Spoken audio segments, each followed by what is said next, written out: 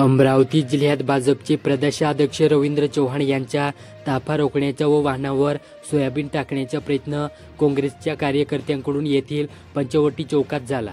शुक्रवारी सकाळी 11:30च्या दरम्यान हा प्रकार घडला। यावेळी शेतकरी कर्जमाफी झालीच पाहिजे यासह अन्य घोषणांनी चौक दणाणून गेला।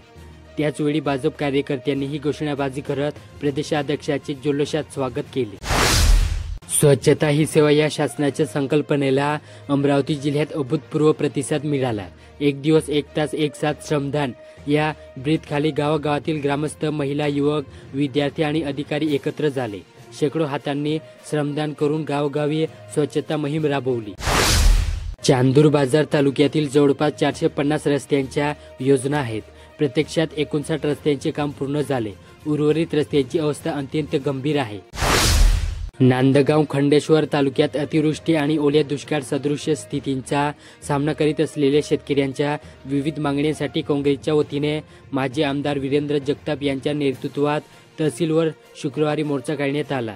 शिष्टमंडळाने तहसीलदारांना विविध मागण्यांचे निवेदन सादर करण्यात आले।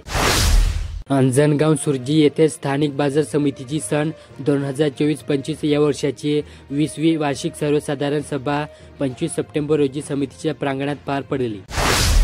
अमरावती जिल्ह्यात शेतकऱ्यांची कर्जमाफी झालीच पाहिजे यासह अन्य मागण्यांसाठी अमरावती तालुका काँग्रेसद्वारा शुक्रवारी दुपारी येथील तहसील कार्यालयावर प्रचंड मोर्चा काढण्यात आला।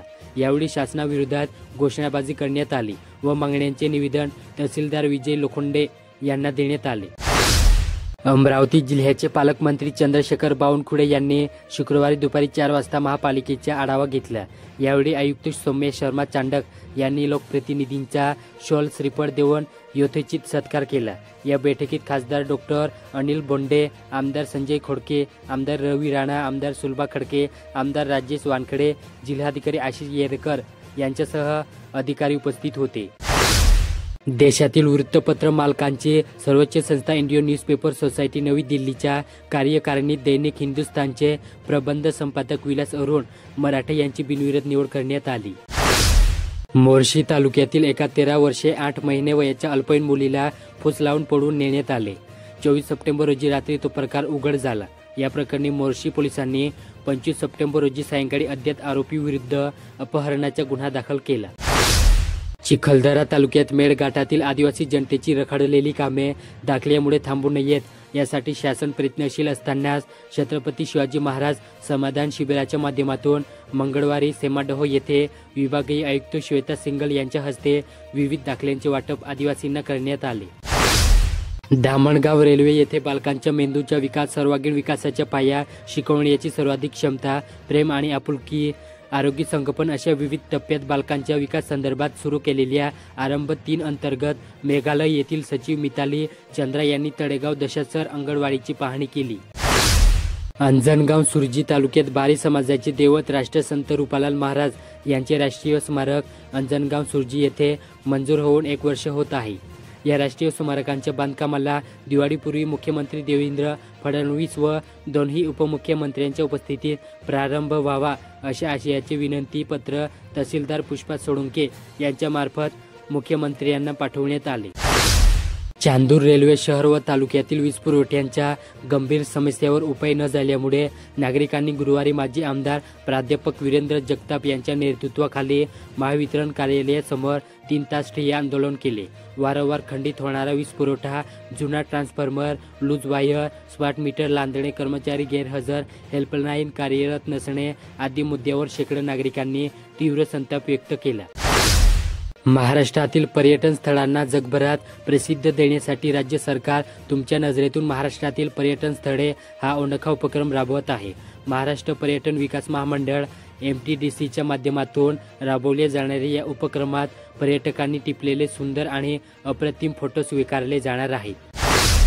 अमरावती जिल्ह्यात संत गाडगेबाबा समाधी स्थळ व जिल्ह्यातील इतर तीर्थक्षेत्रांच्या विकास कामांची अंमलबजावणी झाली आहे की नाही याची स्थळ पाहणी करून तातडीने अहवाल सादर करण्याचे निर्देश मुंबई येथे पार पडलेल्या विधानसभा आश्वासन समितीच्या बैठकीत अध्यक्ष आमदार रवी राणा यांनी दिले होते। त्यावरून ग्रामविकास विभागाचे सहसचिव का ग वडवी यांचे पत्र जिल्हाधिकारी कार्यालयात प्राप्त झाले। चिखलदऱ्यालगत गावीलगड लोंग पॉईंटसह लगतच्या परिसरात वाघ भ्रमंतीवर आहे. वन्यजीव विभागासह पोलीस गस्तीवर आहेत. या वाघावर मेळघाट वन्यजीव विभाग परतवाडा अंतर्गत गावीलगड वन्यजीव विभागाचे 10 ट्रॅप कॅमेरे नजर ठेवून आहेत. यातील काही कॅमेरे ट्रॅपमध्ये तो वाघ अडकला आहे. या वाघाची नेमकी ओळख पटली नसली तरी भ्रमंतीवर कॅमेरे ट्रॅपमधील छायाचित्राने शिक्कामोर्तब केले आहे. अमरावती जिल्ह्यात खुल्या बाजारात विक्रीसाठी साठा केलेल्या 800 क्विंटल तांदळासह 100 क्विंटल गहू व ज्वारी पुरवठा विभागाच्या भरारी पथकाने बुधवारी उशिरा जप्त केली. किमान 32 ते 35 लाखांचे हे धान्य असल्याचे पथकाने सांगितले.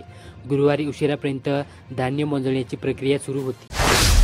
परतवाडा तालुक्यात सपन नदीकाठी सावंगा बुद्रुक येथील चंद्रभागा प्रकल्पाच्या कामात अनियमितता आणि शेतकऱ्यांच्या प्रलंबित मागण्यांकरिता गुरुवारी शिवसेना उद्धव बाळासाहेब ठाकरेचे जिल्हाप्रमुख नरेंद्र पाडोळे यांच्या नेतृत्वात निंबारी येथे ठिय्या आंदोलन करण्यात आले. शेकडो शेतकरी यात सहभागी झाले होते.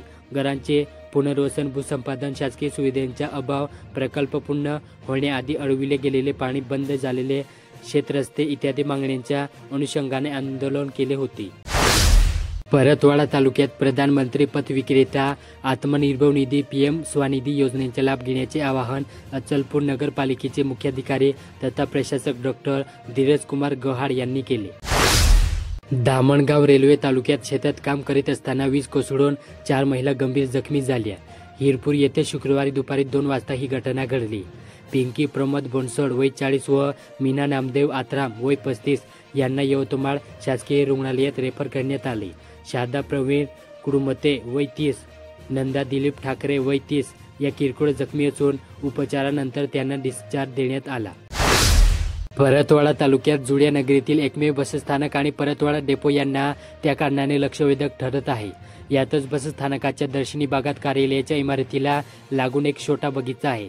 या बगीचात फुलझाडे कमी आणि गाजर गवतच अधिक आहे. अगदी लागवड केल्याप्रमाणे हे गाजर गवत बगीचात आपले अस्तित्व टिकवून आहे. याला स्टीलच्या पाईपचे रेलिंग लागले. रेलिंगला लागून कथिया कलरची मेहंदी आहे. या मेहंदीच्या बॉर्डरने हे गाजर गवत अधिकच लक्षवेधक ठरले आहे. अमरावती जिल्ह्यात डॉ. पंजाबराव देशमुख अर्बन कोऑपरेटिव्ह बँकची आमसभा 21 सप्टेंबर रोजी मातोश्री विमलाबाई देशमुख सभागृह परिचर्या महाविद्यालय येथे झाली. सभेत बँकच्या 2024-25 या आर्थिक वर्षाची वाटचाल, कर्मचाऱ्यांकरिता राबविलेले प्रशिक्षण कार्यक्रम तसेच इतर सामाजिक कार्याचा आढावा घेण्यात आला. परतवाडा तालुक्यात हाती सोयाबीन, संत्री, केळीची घड, कपाशी घेऊन शेकडो शेतकरी बुधवारी अचलपूर तहसील कार्यालयावर धडकले. प्रहार जनशक्ती पक्षाचे दीपक बोरे, माजी नगरसेवक व सभापती संजय तट्टे, बाजार समितीचे संचालक नितीन आगे यांच्या नेतृत्वात हे आंदोलन झाले. या प्रसंगी शेतकऱ्यांनी आपल्या मागण्याचे निवेदन तहसीलदार यांना दिले.